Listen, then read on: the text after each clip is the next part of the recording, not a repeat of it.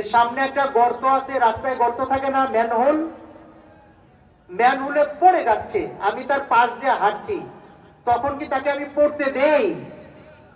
হাত ধরে টেনে উঠে বা শরীরে, এই থামো, সামনে গর্ত, তুমি চোখে দেখো না?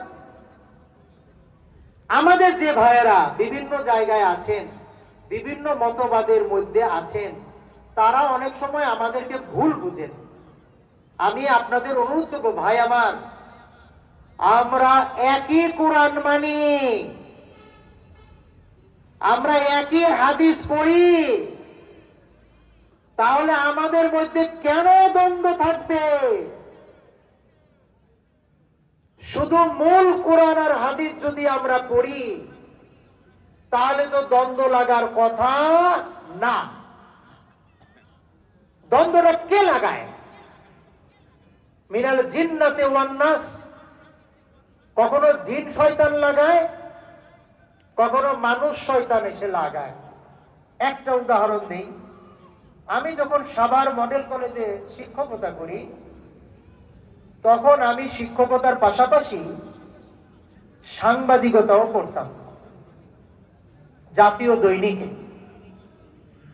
যেই জায়গায় বসে নিউজ ফ্যাক্স করতাম, ফ্যাক্স, তখন তো ফ্যাক্সের যুগ ছিল, ওই বিল্ডিংটা ছিল এমন এক ব্যক্তির, তিনি কোন এক পীরের মুরিদ।